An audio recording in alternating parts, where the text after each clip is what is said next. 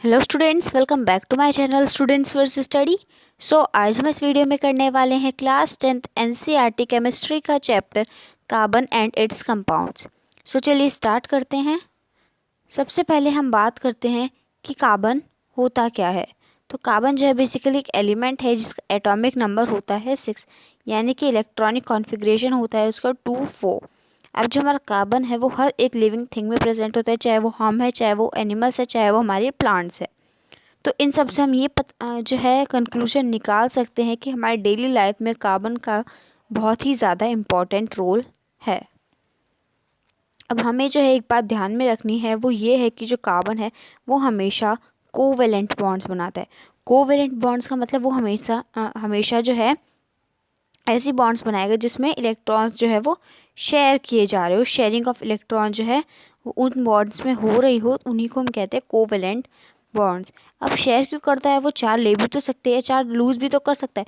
जी नहीं, ऐसा नहीं हो सकता, क्योंकि गेनिंग एंड लॉसिंग में इलेक्ट्रॉन्स को लूज़ करना या उनको गेन करना दोनों ही पॉसिबल नहीं है, क्योंकि दोनों में ही बहुत ज़्यादा एनर्जी रिक्वायरमेंट होती है। तो बहुत ज़्यादा एनर्जी रिक्वायरमेंट होने की वजह से गेनिंग और लॉसिंग दोनों ही पॉसिबल नहीं है हमारे कार्बन के केस में। लेकिन उसको इनर्ट गैस का जो अरेंजमेंट है उसको तो अचीव करना पड़ेगा। इनर्ट गैस अरेंजमेंट मतलब कि या तो उसको अपना ऑक्टेट पूरा करना पड़ेगा या फिर उसको अपना डुप्लेट पूरा करना होगा। मतलब उसको स्टेबल होना पड़ेगा। तो स्टेबल होने के लिए वो जो है हमारे इलेक्ट्रॉन्स की शेयरिंग करता है, ना तो गेन करता है ना ही वो लूज़ करता है। वो करता है शेयरिंग ऑफ इलेक्ट्रॉन्स उस दूसरे एलिमेंट के साथ जिसके साथ वो मिलके बॉन्ड बना रहा है। इसलिए हम कह सकते हैं कि जो कार्बन है वो हमेशा कोवेलेंट बॉन्ड्स ही बनाता है। अब जो हमारी कोवेलेंट बॉन्ड्स है वो भी हमारी 3 टाइप्स की होती है, single bond, double bond and triple bond.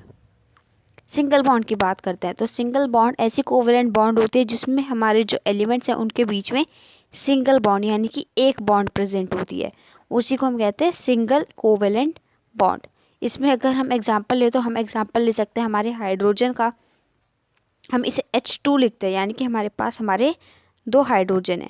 तो दोनों की वैलेंसी कितनी होती है? मतलब एटॉमिक नंबर 1 होता है एंड वैलेंसी भी उसकी 1 ही होती है। तो 1 इसका इधर इलेक्ट्रॉन एंड इसको हम क्रॉस से जो है, एक सेकेंड, ये हमारा फर्स्ट एच, ये हमारा दूसरा एच, इसकी वैलेंसी 1 एंड इसकी वैलेंसी 1।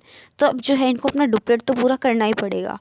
इसलिए ये जो है ये इसके साथ चले जाता है, इसके पास 2 हो जाते हैं एंड ये वाला जो हाइड्रोजन है, ये इस वाले के इलेक्ट्रॉन को जो है शेयर कर लेता है। यानी कि ये दोनों जो है शेयरिंग कर रहे हैं। एक ने अपने का दे दिया एंड दूसरे का ले लिया एंड दूसरे ने भी ऐसे किया, अपने को भी दे दिया एंड उसका भी ले लिया। अब बात करते हैं हम डबल बॉन्ड की। तो ऐसी कोवेलेंट बॉन्ड जिसमें हमारे एलिमेंट्स के बीच में 2 बॉन्ड प्रेजेंट होती है उन्हें हम कहते हैं डबल कोवेलेंट बॉन्ड। इसका अगर हम एग्जांपल ले तो हम एग्जांपल ले सकते हैं O2 का, यानी कि हमारे ऑक्सीजन का। हमारे पास 2 हमारे ऑक्सीजन के मॉलिक्यूल हैं एंड इसकी अब ऑक्सीजन का एटॉमिक नंबर क्या होता है? 8 होता है। तो अब इसकी कॉन्फ़िगरेशन क्या होगी? 2 6। तो यानी कि उसकी जो वैलेंस शेल है उसमें 6 होने चाहिए। तो अब हम यहाँ पे 1 2 3 4 5 6 ऐसी 1 2 3 4 5 6। तो अब जो है स्टेबल होने के लिए शेयरिंग करेंगे। तो कुछ इस तरीके से जो है ये शेयर करेंगे। अब इसके 8 पूरे हो गए हैं, अब इसे अपने 8 पूरे करने हैं। तो ये वाला जो है इसके साथ चला जाएगा। अब इसके भी 8 पूरे हो गए हैं, इसके भी 8 पूरे हो गए हैं। तो ये था हमारा डबल बॉन्ड का एग्जाम्पल, क्योंकि उसमें हमारे 2 इलेक्ट्रॉन्स की शेयरिंग हुई थी।